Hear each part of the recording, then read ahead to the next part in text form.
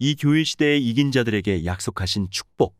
예수님께서 소아시아의 7교회에 보낸 편지 가운데는 그 교회의 목회자 한 사람에게 해당되는 말씀과 여러 성도들에게 해당되는 말씀과 또한 모든 교회와 성도들에게 주신 말씀이 있다.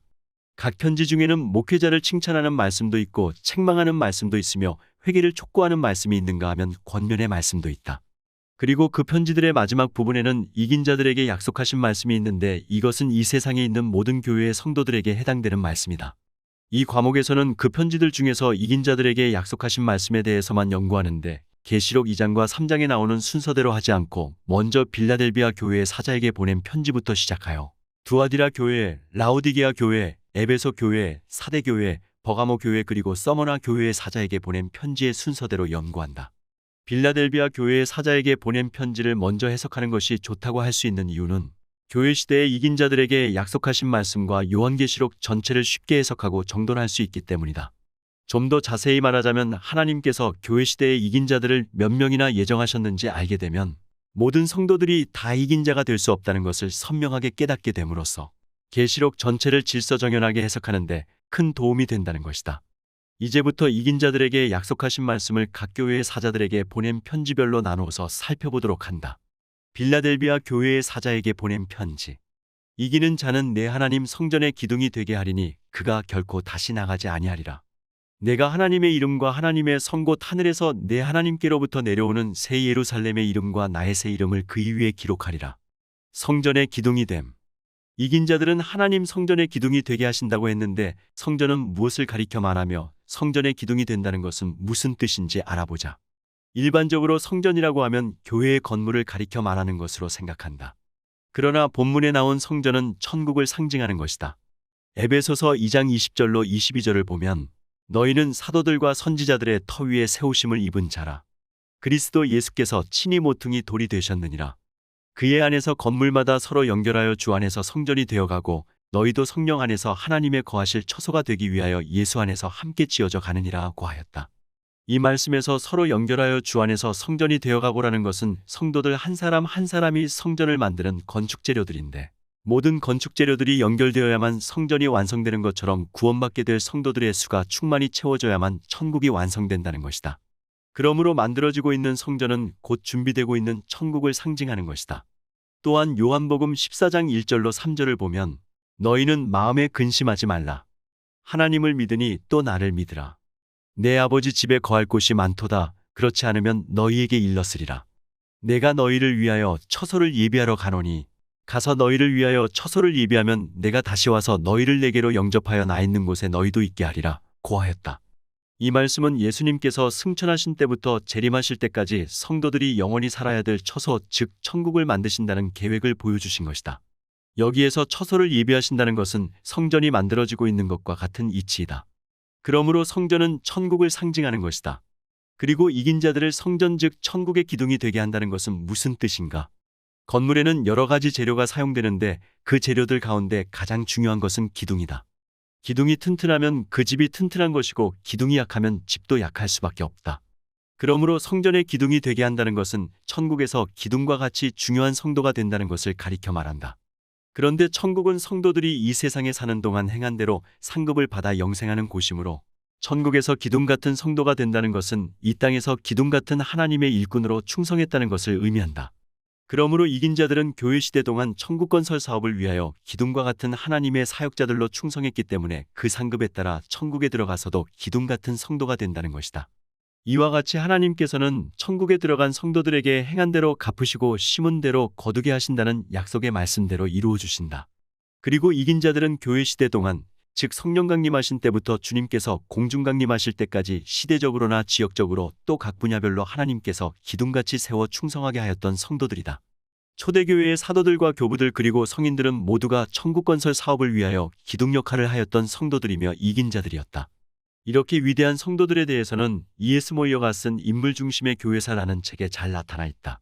이러한 성도들의 업적을 살펴보면 이단자들이 나타나서 성도들을 미혹할 때 바른 신앙과 교리를 확립하여 교회를 지켰고 교회를 개척하거나 복음을 증거하기 어려운 지역에서 큰 사랑을 불태우며 희생적으로 봉사하였고 교회가 부패해졌을 때는 밝은 빛을 증거하고 실천하면서 소생시키는 일에 기둥 같은 일꾼으로 충성하였다.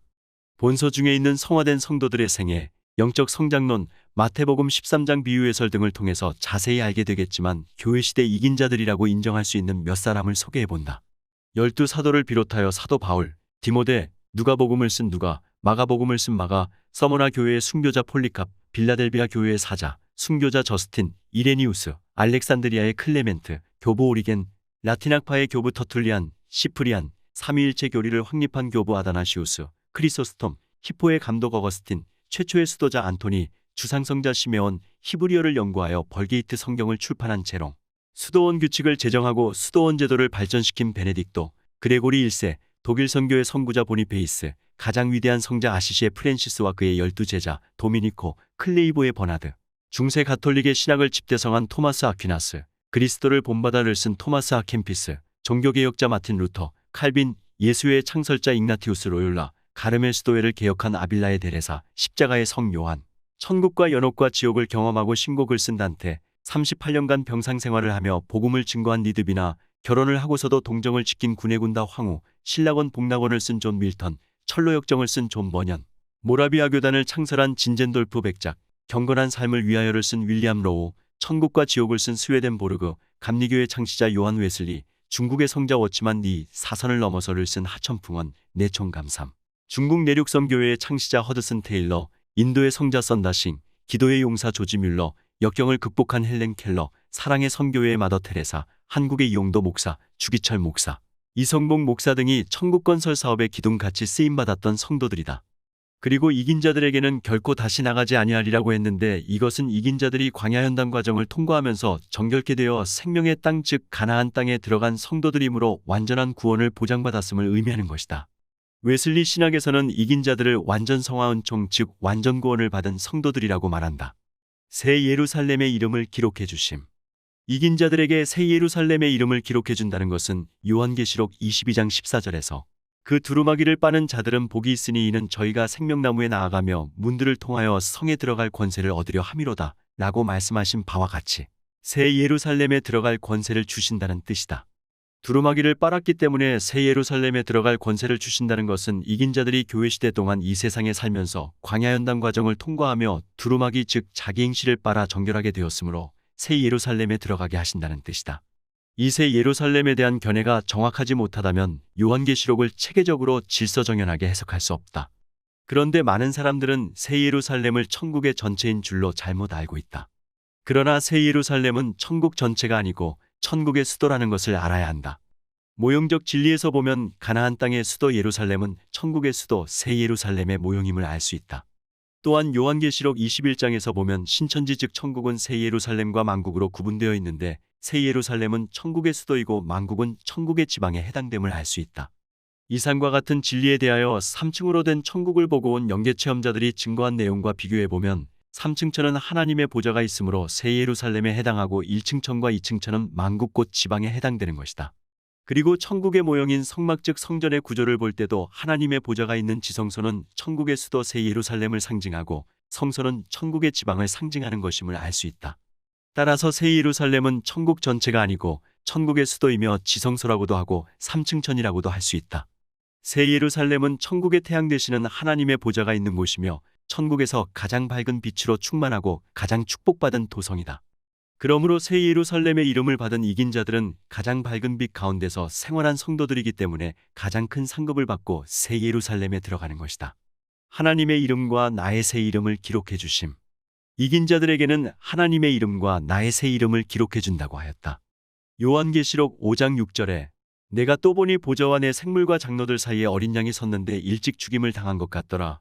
고 기록된 바와 같이 요한계시록 5장부터 22장까지의 말씀에서는 예수님의 새 이름을 어린 양이라고 부르고 있다. 계시록에서 예수님의 새 이름을 어린 양이라고 부른 것은 예수님께서 속죄제물로 십자가에 못 박혀 희생당하신 속죄주이심을 강조한 것이다. 또한 하나님의 이름을 기록해 준다는 것은 독생자이신 예수님의 아버지가 하나님이심으로 이긴 자들에게 아버지의 이름을 기록해 준다고 한 것이다. 이제부터 어린 양의 이름과 하나님의 이름이 기록된 이긴 자들의 수가 얼마나 될 것인가에 대하여 알아보기로 한다.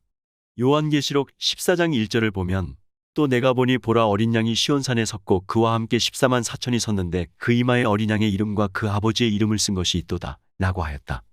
여기에서 14만 4천 명의 이마에 어린 양의 이름과 아버지의 이름이 기록되어 있다는 것을 볼 때 14만 4천 명은 하나님의 이름과 나의 새 이름을 기록해 주겠다고 약속받은 교회 시대의 이긴 자들이라는 것을 알 수 있다. 그리고 교회 시대의 이긴 자들 14만 4천 명은 새 예루살렘에 들어간다고 하였는데 여기서는 14만 4천 명이 시온산에 서 있다고 하였다. 그러므로 새 예루살렘과 시온산에 대한 견해를 자세히 알아본다. 중요사항 1. 시온산에 대한 견해. 이 시온산은 이 세상에 있는 장소가 아니고 영계의 천국에 있는 장소이다.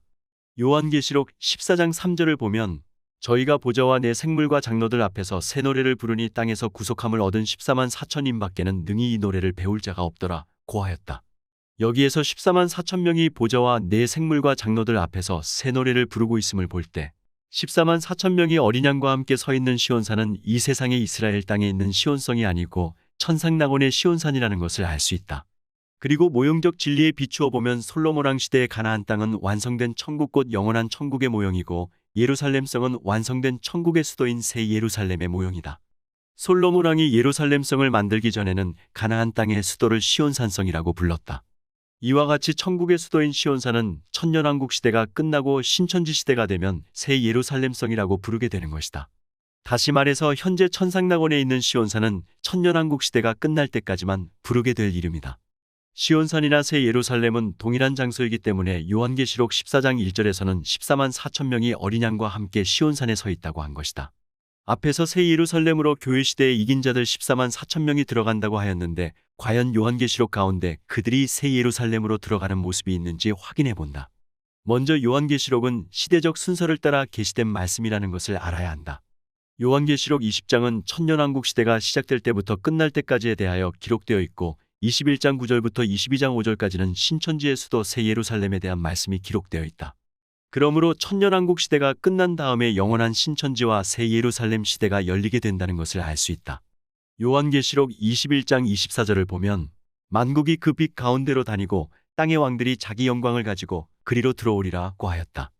여기에 나온 땅의 왕들은 천년왕국 시대의 왕들을 가리켜 말하는데 계시록 20장을 통해서 알게 된 바와 같이 천년왕국 시대가 끝났기 때문에 그곳에서 통치하던 왕들이 자기 영광을 가지고 영생하기 위하여 그리로 즉 새 예루살렘으로 들어온다는 것이다. 이와 같이 새 예루살렘으로 들어오는 땅의 왕들은 과연 어떤 성도들인가? 이들은 빌라델비아 교회의 사자에게 보낸 편지 중에 약속한 바와 같이 새 예루살렘에 들어갈 권세를 받은 교회 시대의 이긴 자들이다. 중요사항 2. 세 종류의 익은 열매. 요한계시록 14장 4절에서는 시온산에 예수님과 함께 서 있는 14만 4천 명을 처음 익은 열매들이라고 하였는데 수많은 성도들 중에 주님께서 강림하실 때 14만 4천 명만을 처음 익은 열매로 추수하게 된다면 나머지 성도들은 어떻게 될 것인가? 앞에서 예수님께서 재림하시는 목적 가운데 하나는 익은 열매가 된 성도들을 추수하시기 위함이라는 것을 알 수 있었다. 또한 마태복음 13장 39절에 나온 세상 끝이라는 말씀도 주님께서 재림하셔서 추수하시는 때를 가리켜 말하고 있다. 요한계시록 14장 4절을 보면 이 사람들은 여자로 더불어 더럽히지 아니하고 정절이 있는 자라. 어린 양이 어디로 인도하든지 따라가는 자며 사람 가운데서 구속을 받아 처음 익은 열매로 하나님과 어린 양에게 속한 자들이니라고 하였다. 이 말씀은 예수님께서 공중 강림하실 때의 처음 익은 열매, 즉 교회 시대의 이긴 자들 14만 4천 명만을 추수하여 곳간, 즉 천상낙원의 시온산성에 담으셨다는 것을 보여주는 말씀이다. 그러나 14만 4천 명 이외의 성도들은 주님께서 공중 강림하실 때까지 완전히 익지 못한 열매들이기 때문에 대환난을 통과하면서 익은 열매가 되는 것이다. 그리고 대환난 때 흰구름 위에 앉으신 예수님께서 순교자들을 추수하시는데 이들도 익은 열매가 되어야만 추수하신다. 이러한 순교자들을 가리켜 두 번째 익은 열매들이라고 한다. 또한 대환난을 통과하면서 익은 열매가 된 성도들은 지상재림하실 때 추수되어 천년지상낙원에 들어가게 되는데 이러한 성도들을 세 번째 익은 열매들이라고 할 수 있다. 요한계시록 20장 4절을 보면 대환난이 끝나고 천년왕국 시대가 시작되는데 천년왕국에 들어갈 성도들을 세 종류로 구분하고 있음을 알 수 있다. 마태복음 13장 30절을 보면 하나님의 나라를 곳간으로 비유하였는데 천년왕국도 하나님의 나라, 즉 곳간임으로 천년왕국에 들어가는 세 종류의 성도들은 세 종류의 익은 열매들임을 알 수 있다. 자세한 내용은 라오디게아 교회의 사자에게 보낸 편지 중에서 이긴 자들에게 약속하신 말씀을 연구할 때 설명할 것이다. 여기에서 익은 열매가 된다는 것은 무엇을 의미하는가? 그것은 출애굽한 성도들이 믿음으로 광야 연단 과정을 통과하면서 마음과 행실이 점진적으로 정결케 되는 것을 뜻한다.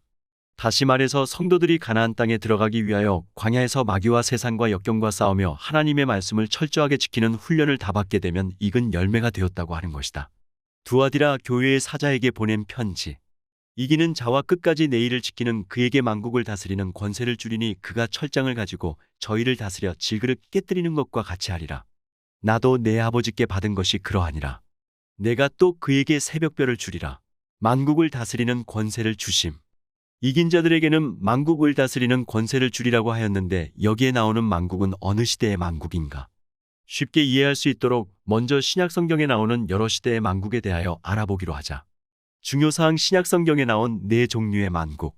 가교회 시대의 만국, 마가복음 13장 10절을 보면 또 복음이 먼저 만국에 전파되어야 할 것이니라고 하였는데 여기서 만국은 구원받은 이방인의 수가 충만하게 채워지도록 하기 위하여 복음이 전파되는 교회 시대의 만국을 의미한다.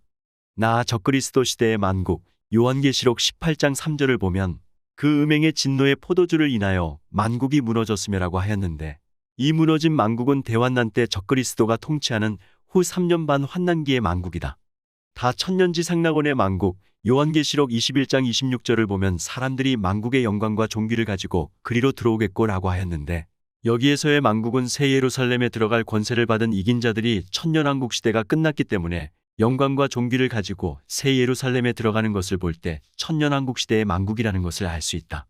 라 신천지의 만국, 요한계시록 21장 24절을 보면 만국이 그 빛 가운데로 다니고 땅의 왕들이 자기 영광을 가지고 그리로 들어오리라 라고 하였는데 여기서 빛 가운데 다닌다고 한 것을 볼 때 영원한 신천지의 만국임을 알 수 있다. 이러한 네 종류의 만국 중에서 이긴 자들이 다스릴 만국은 천년왕국 시대의 만국이다. 이긴 자들에게 천년왕국 시대의 만국을 다스리는 권세를 주신다는 말씀에 대하여 자세히 알기 위해 누가복음 19장 11절로 27절에 나온 문화 비유를 분석해보자. 가라사대 어떤 귀인이 왕위를 받아가지고 오려고 먼 나라로 갈 때에 그 종려를 불러온 열 문화를 주며 이르되 내가 돌아오기까지 장사하라 하니라.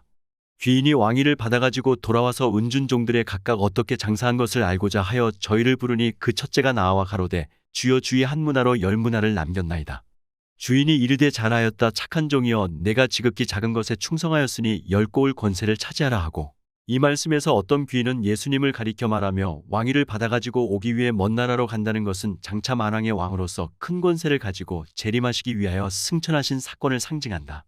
그때 그 종 열을 불러 한 사람에게 한 문화씩 주시고 장사하라고 하셨는데 이 말씀은 교회 시대의 모든 성도들에게 복음과 성령을 나눠주시면서 열매 맺는 생활을 하라고 하신 것을 상징한다. 그리고 귀인이 왕위를 갖고 돌아와서 종들을 불러 장사하여 이익을 남긴 대로 몇 고을씩 다스릴 권세를 주었다는 것은 예수님께서 지상으로 재림하실 때 이긴 자들에게 상급의 정도에 따라 천년왕국에서 몇 고을씩 다스릴 권세 즉 분봉한 권세를 주시는 것을 상징한다.